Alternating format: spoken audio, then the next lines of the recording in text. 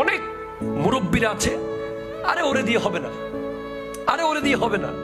আরে একটা খুব বাজে লাইন, কোরআন সুন্নাহ বিরোধী লাইন হচ্ছে ফল আর হামনা সিন্নি হন।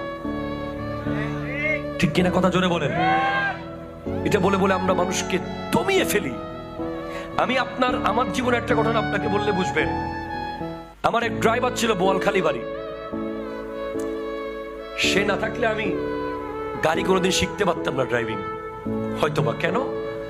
ড্রাইভাররা সবাই গাড়ি দিতে চায় না মালিককে।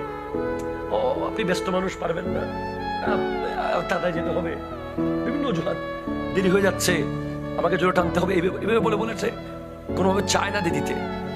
কিন্তু ওই ছেলেটা বলছে হুজুর, সে আমার ড্রাইভার, সে আমাকে বলতেছে হুজুর গাড়িও আমার, হুজুর আপনি টান দেন, কিছু হলে গুণাগারে আমি দিব।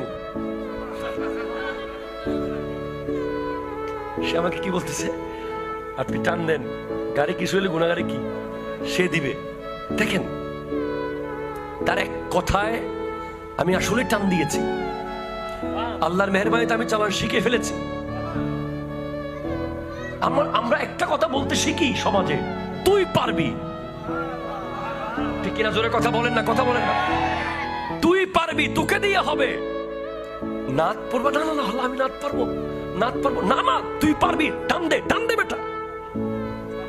ঠিক কিনা? কথা বলেন। আজান দেব? আরে দিবি, তুই পারবি আজান দিতে, তুই দিয়ে দেখ, অনেক সুন্দর হবে। ঠিক কিনা? কথা জোরে বলেন।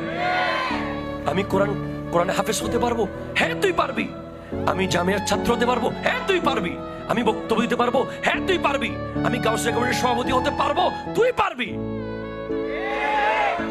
এই পারবি জিনিসটার অনেক মূল্য।